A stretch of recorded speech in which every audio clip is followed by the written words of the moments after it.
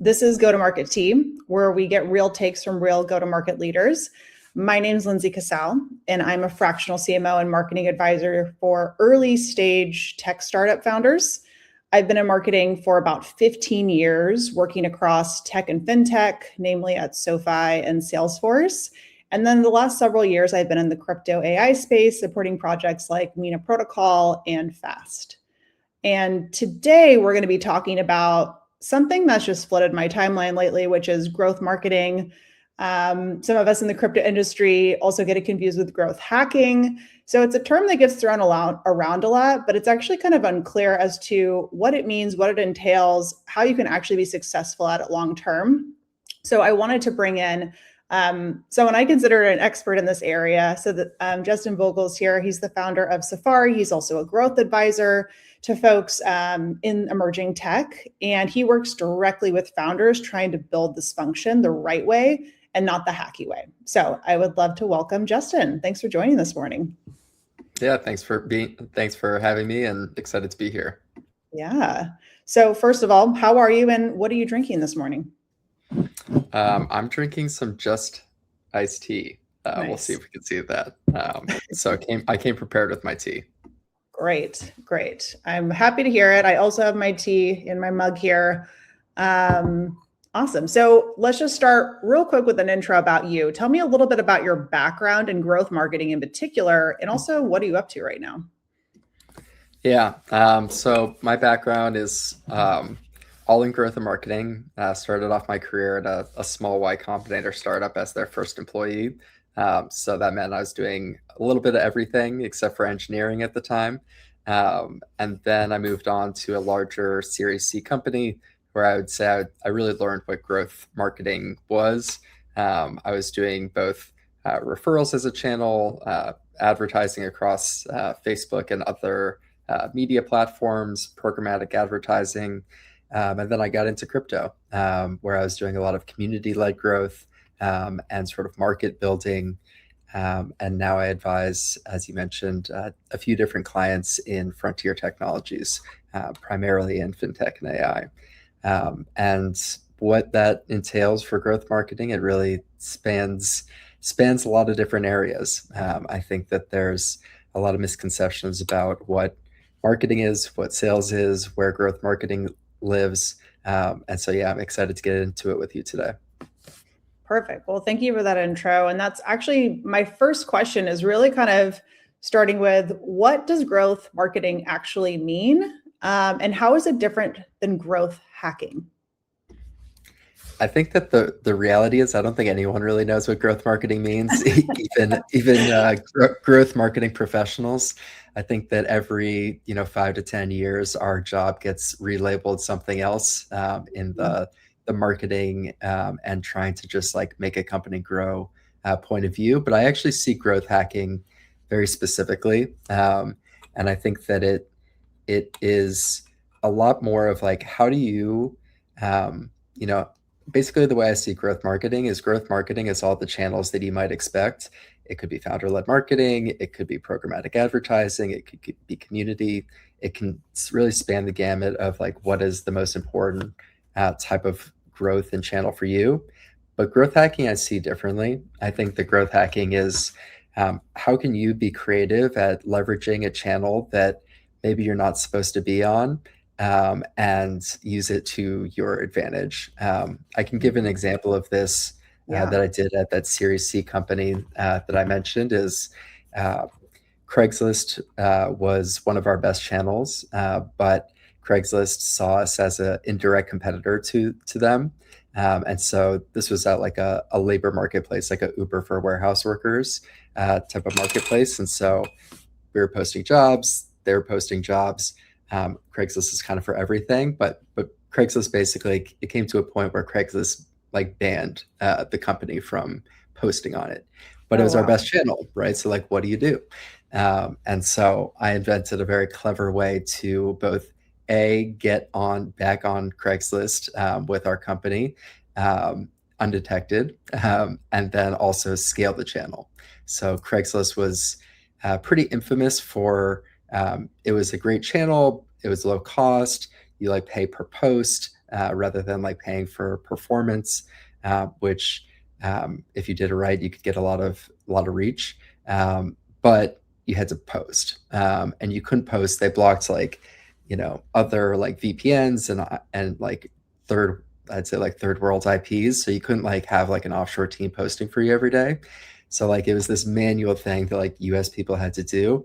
But I found a clever way to basically scale it in an automated fashion from the US, not with humans. And it became a very, very significant channel for us for the entire 3 years that I was at the company. So that's sort of how I see growth hacking as different is it falls in the camp of doing what growth marketing is, but you have to do it, you have to like leap over certain barriers in order to do something, and um, in a way that oftentimes your competitors might not. So I don't think that any of our competitors figured out how to scale Craigslist, and so a really strong that was really strong leverage that we had for getting really high quality supply and at a very cheap cost.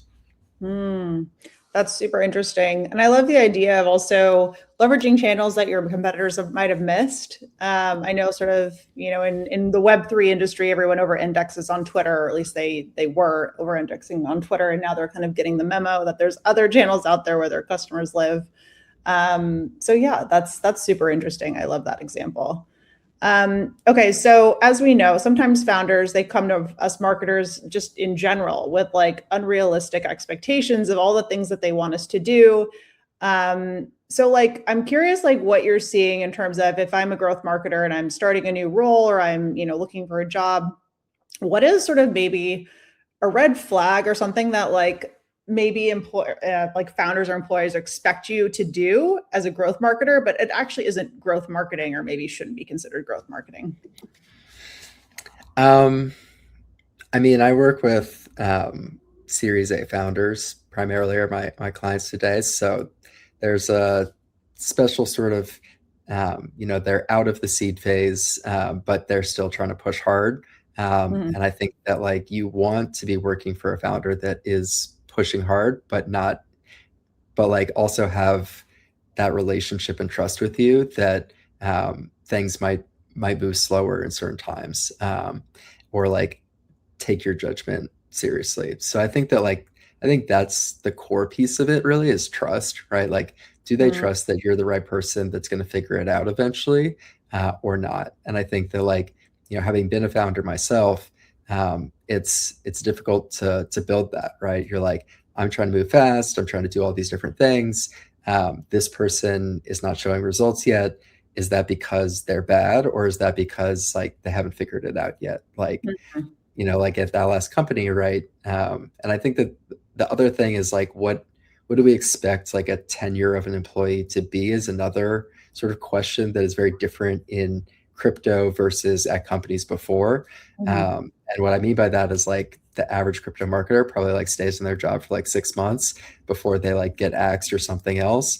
So like in their minds, or in the crypto founder mind, they're like, if they're not delivering in like 3 months, like they're out. Versus I think that like in normal companies, you have a much like longer time horizon to start to build the growth function and then like really see results before somebody starts being like, are they delivering or not? If that Mhm. makes sense.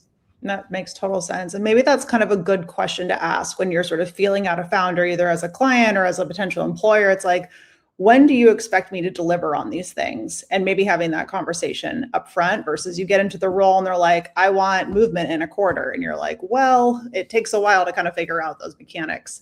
But it's also a good sort of, PSA for founders as well to kind of reset their expectations around this, even though I know, people want things done as fast as possible. Yeah, I think that the big thing too is like knowing the company stage. In crypto, a lot of people are going 0 to 1, Mhm. and so in that early stage, even if they raised a bunch of money, and that just takes longer to like build a brand, build the positioning, find customers, get revenue. It's a very different sort of like growth marketing is a lot easier in the like Series A type of phase where a company already has some revenue, Mm. because you have a foundation to build off of. But I think that a lot of founders like that don't have the foundation think that they can just like skip the 0 to 1, and that like you could like start like delivering growth immediately, and that's just not realistic for the majority of companies, Yeah. unless I think that there's like a, you know, yeah, I think you have to get lucky Mhm. to go faster than that. Yeah. Yeah. Totally true. I want to go back to hacking for just one moment because I think there's been like sort of maybe it's gotten perhaps a bad name. Like I loved your example of what you just shared, but a lot of people look at growth hacking as like, how do I go from 10,000 to 100,000 Twitter followers in a couple of months? And like, what's the hacky way to do that? Even if it means that like the followers aren't quality or they're not real or they're bots, whatever. So like, do you think growth hacking is something that's sort of a sustainable marketing practice if done well, or if not, like should it just be avoided altogether if it can't be done well, I guess. Yeah, I mean, I think that especially on socials, it should be avoided altogether. I think that we've just seen this throughout the crypto space, specifically on Twitter, that like all these companies that like hacked their way to like 0 to 100,000 followers, like they bought followers and did other things, like Mhm. that really hurt their ability to build organic growth channel, because basically how a lot of algorithms work, especially Twitter, is like they show it to like 10 people, and then if those 10 people respond, they show it to like a larger circle and then a larger circle. But if Mhm. you're like first 10 people are like all bots, then like it's going to go to zero, and like your content's never going to get shown to anyone. So I think that like a lot of people had regrets or wished that they hadn't done those things because it basically like killed the channel for them. Yeah. Yeah. I've seen that time and time again. Okay. So maybe it's like, proceed with caution, avoid social in terms of way to like hack your way to like more followers or more engagement, and sort of reserve it for more sort of strategic campaigns that you're trying to do, kind of like your Craigslist example.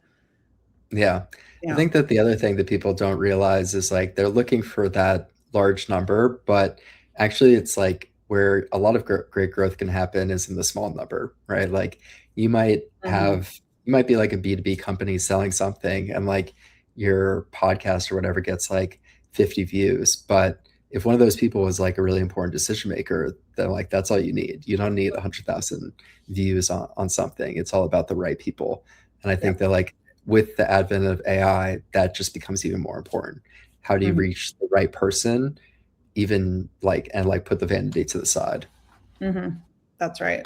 That's so right.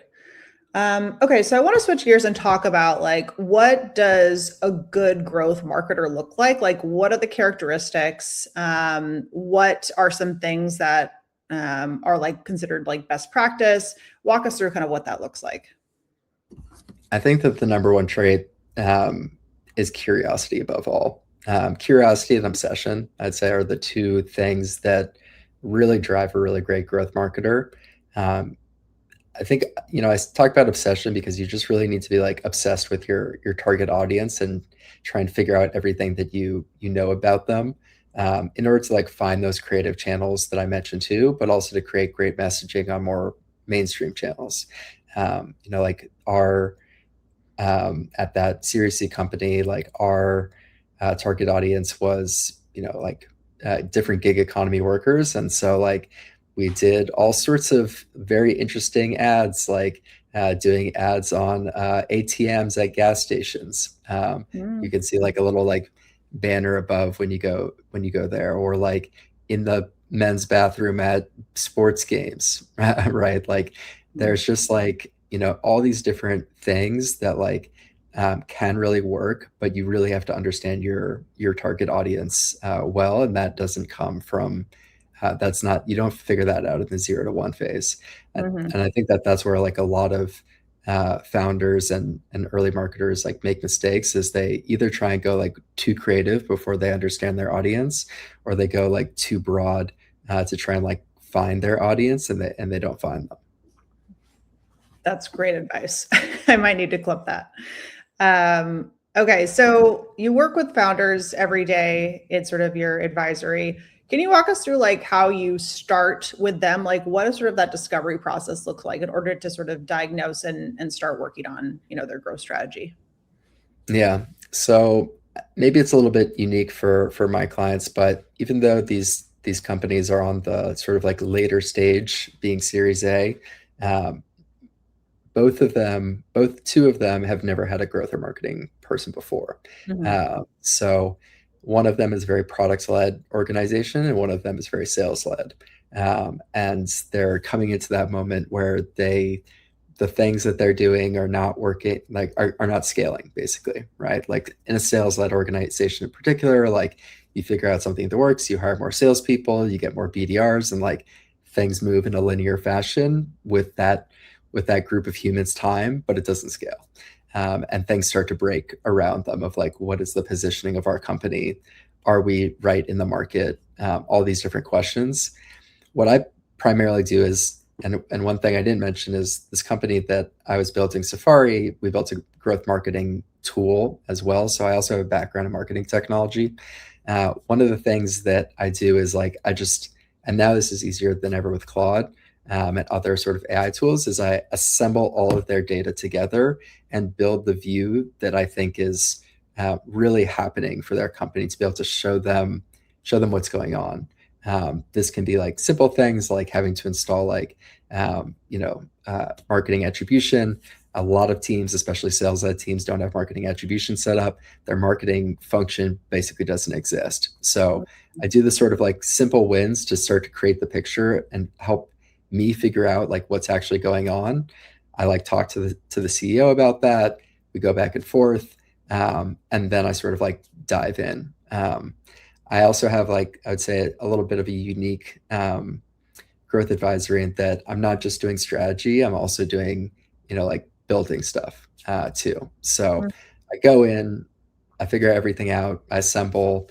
I have a lot of trust with the founders that I work with. I think that that's really important, as we talked about with doing growth for such a sort of early stage team that's just figuring it out.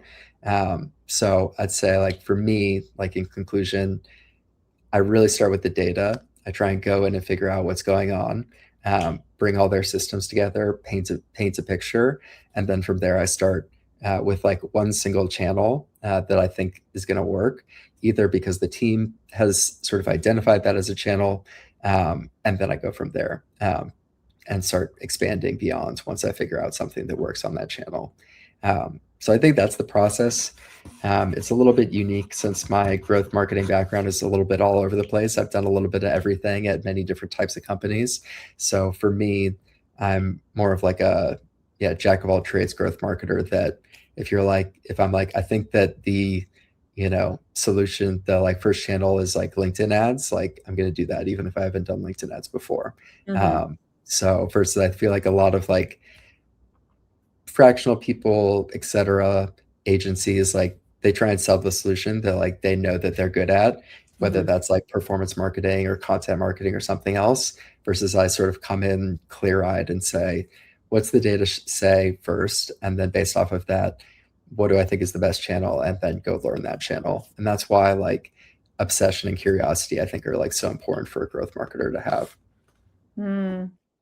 That makes a lot of sense. And I appreciate you saying that, like, I'm going to recommend sort of the best path forward, whether you know how to do it or not, because that's also like a learning and growing opportunity for you. And of course, with AI, like our jobs become so much easier. We can become experts in a couple of days versus, struggling through it.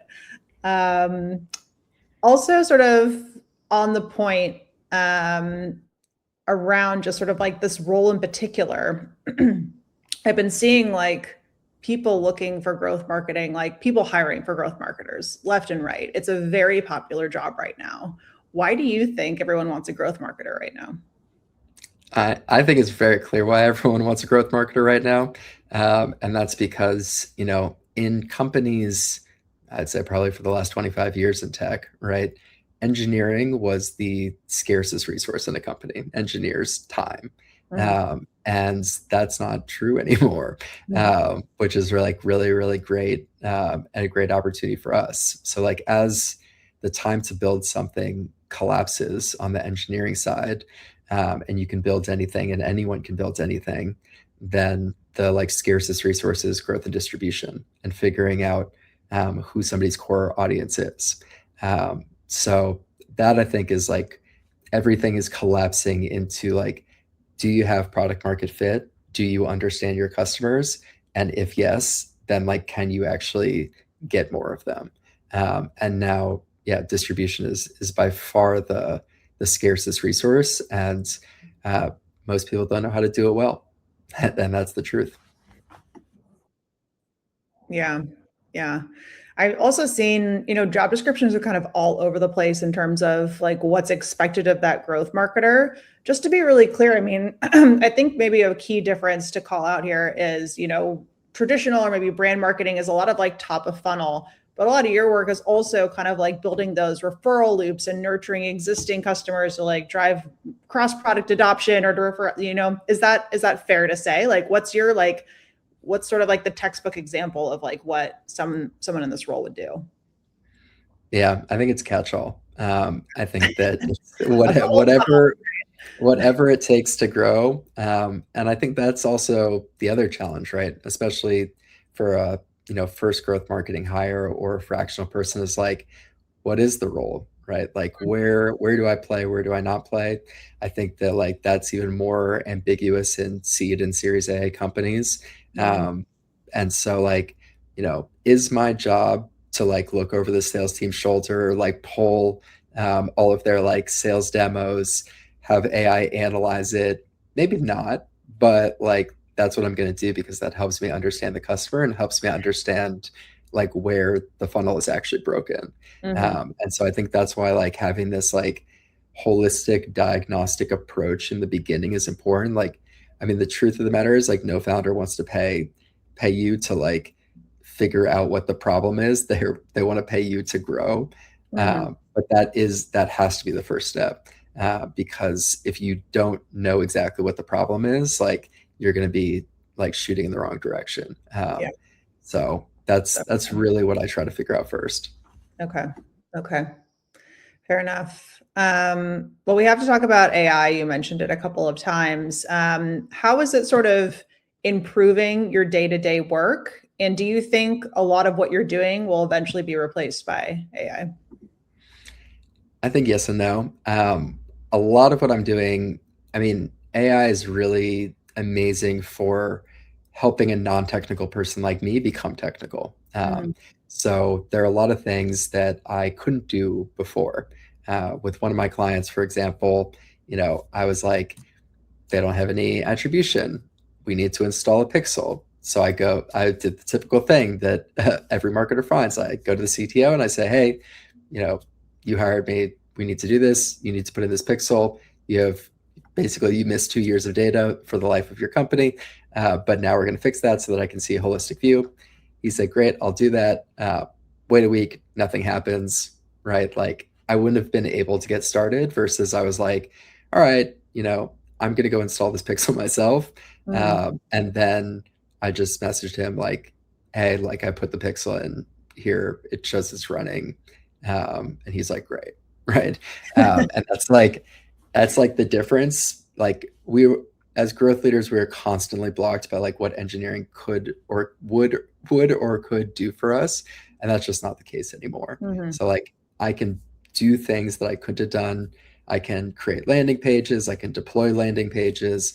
I can, you know, do a lot of different things with AI to like analyze. I think that like analytics is the biggest piece where this sort of like growth marketing becomes a lot easier Mhm. for like advanced analytics. Like, yeah, you can like, growth marketers for the last, whatever decades could like pull spreadsheets and like, do pivot tables and like analyze things in like, you know, advanced ways. And some of us learned how to use SQL and like that helps you like pull data. But like now I can just like pull massive amounts of data from all different sources and be able to analyze that at scale to really figure out what's going on. Like with the sales demo example, right? I could be like, Claude, pull the last 100 sales demos, tell me how, and like for one of my company that's an AI company, right? Like tell me how many, what percentage of sales demos mention Claude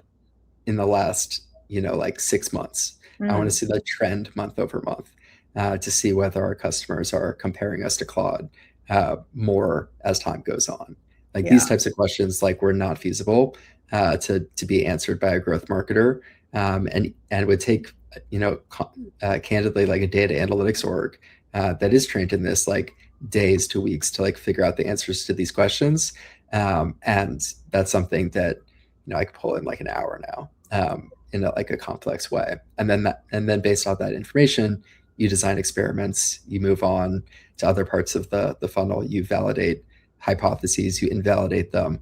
So I think that like that learning piece is just really gone a lot faster. And I think a lot of like growth, when I think about growth marketing, I think about it having a very strong analytics core to it, rather than a little bit like traditional brand marketing is like less analytics, it's more like creative. And so that analytics piece is crucial, and we can just do it so much faster than ever. Yeah. It's so empowering too as a marketer to be able to pull your own data or to like design your own thing, or it's absolutely incredible. We're living in a great time, and I know a lot of marketers are maybe more slow to adopt or a little more shy to get started, but it is such a powerful tool, and it's really going to just differentiate you in the job market as well. Okay, I have one more question before we go into rapid fire. Also, if you're listening and you have any questions for Justin, please drop them in the comments. We can see them. So if you have any questions in the last couple of minutes, please let me know. So one last thing before we jump into our rapid fire. What is like a growth win lately that you've been really proud of? I don't think I could share the growth wins Okay. from being under NDA with my clients, but there have been some very interesting ones. And it kind of goes back to what I mentioned about like the growth hacking stuff. I think that like the combination of growth hacking and like being unblocked by engineering really sort of like opens the playing field for what a growth leader can do and figure out on their own, both to get information, but also to create brand differentiators. And I can't go too much into it, but there's the playing field is open, is what I'd say. It's like, this going back to the Craigslist example, like I needed an engineer to do specific things for me in order to do that. And I had to also do some little growth hacking internally in the team to get those resources. Became friends with a data analytics intern on the side. It never hit the roadmap. Got it all done. And then when he left for the summer, I was like, oh, I need to like do this one thing. And like the CTO was like, oh, like that's brilliant. Like we should build this. Like, yeah, we can like it, we could do this. And I was like, it's actually all done already. Like I had this guy doing this for like 4 months, but I just need you to do this one little thing. So I think that people also, the same minds that comes to advancing a channel, you have to use to advance the team that's working around you as well. That's a great one to end on. Okay, so we're ready for some rapid fire. Are you ready? Yeah, great. Let's do it. All right. Most overrated channel for growth marketing right now? Well, in crypto, it's always going to be Twitter. We'll leave it there. Most underrated? I think Craigslist is still one of the most underrated channels. I'm like a huge Craigslist fan. I mean, it exists across lots of categories, and the paying per post is just, it's for sure underrated. I think there's also a lot of underrated channels per industry too. I don't know if this is like true or just like marketing myth, but they say that like Hims, the like men's brands, like ran like programmatic on like porn sites because they knew that like their target audience was there, and got like really low spend because nobody spends on porn sites. So stuff like that, right? It's like if you really know your core audience and where they live, like you will find them basically on non-traditional channels. Oh, that's so smart. One company or brand that's doing growth marketing right? Corgi seems to be doing things right. They're like all over my Twitter feed. I don't know why. I think that they're doing it right for the fact that I know their name. They're doing it wrong because I don't know what their company does. and I don't know if I'm their ICP. So I'd say like that's also the like growth marketing versus like finding your people Mm-hmm. problem. There are a lot of companies that I know about. I get like blasted all the time, but I have no idea what they do. Yeah. Yeah. Same. Okay. Best sign a growth hire is going to be great in the first 30 days. Um, it's tough. I think that like that's why I would go back to like hiring for characteristics rather than like skills is like that curiosity piece. Like, are they constantly asking questions? Are they finding out new things? Are they Mhm. building hypotheses? I think like that's like the core foundation. Are they helping me as the founder think about the company in a different way than I had thought about it? Mhm. Um, Even if the like growth system is not yet built, like having somebody that is like constantly pushing and asking questions, I think is the most important trait for a growth marketing hire. I was hoping you would say that. I love that advice. One tool or resource every growth marketer should be using. Definitely Claude. Okay. I think that like to your earlier point, a lot of people haven't started exploring yet. And like I, as being like a product founder for the last like 5 years, like I hadn't I didn't have the time, frankly, to like dive into Claude. But I started maybe in like April time, and you can get super dangerous in a short period of time. I Mhm. think that that's like the thing that I've seen talking to my other peers is like they're either like 0 or 100, and there's not that much like in between on it right now. But you can go to 100 very quickly. Yes, you can. Okay. Best advice for growth marketers in today's job market. I'd say the same. Get dangerous on Claude. I mean, it's you can just be a full stack like growth machine now with Claude. Like I do Claude design, Claude code, Claude co-work, like Mhm. all these different things and systems that you can build that you couldn't build before. I think it's a massive opportunity. And yeah, as I mentioned, it you can go quickly. You can get quickly on it, and it goes back to like if you have that curiosity, right? Like now you can just like have a conversation back and forth with Claude, like why is it this way? Why do you think it's this? Like Mhm. asking all those questions and having that curiosity will just like help you ramp up so much quicker and ultimately lead you to the answers that you need. That's right. Well, Justin, thanks so much for joining me today. Where can people find you if they want to work together or just follow along? You can find me on Twitter at Justin H. Vogel, Vogel, or on LinkedIn as Justin Vogel. Great. Well, thanks everyone for joining Go to Market Tea. DM me if you have any topics or guests you want to hear from, and we'll see you next time. Thanks, Justin. Thank you.